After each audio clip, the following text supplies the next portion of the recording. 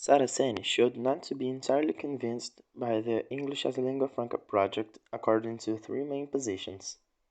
First, a purist and traditional that saw English as a native language as the best and only model of English for the world, and this position used to be the most dominant in English language teaching as industry.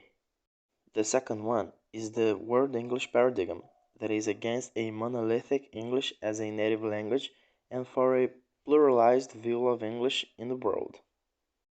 And the last one says that there is a search for an alternative model to English as a native language, one that could be more relevant to the people who use the English as a lingua franca for international communication.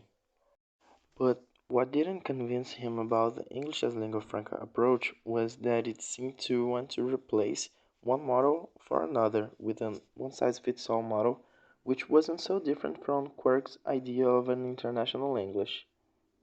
Another point that made Saraceni skeptical was that, according to Seidelhofer, the English as a lingua franca speakers would be interested in efficiency, relevance, and economy when it comes to language learning and language use, but in reality, it's possible to see them worried with emulating the way the natives use their mother language.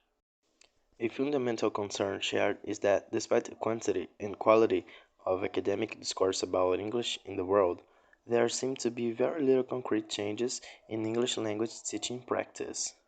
And he was thinking about it that Saraceni thought it was a good idea to speak up their concerns and invite some experts in the field to have a constructive debate.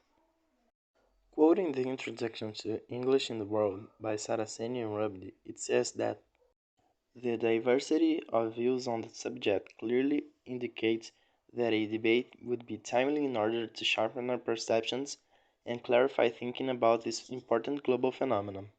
Such a debate should also lead to a better understanding of the pedagogical implications involved.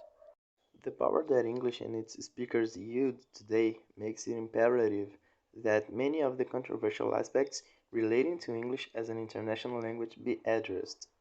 Identifying concerns that are particularly interesting or contentious from either point of view will hopefully not only help advance further thinking among the scholarly community, but yield important pedagogical insights that can feed into teachers' and learners' classroom experience. Created using Powtoon.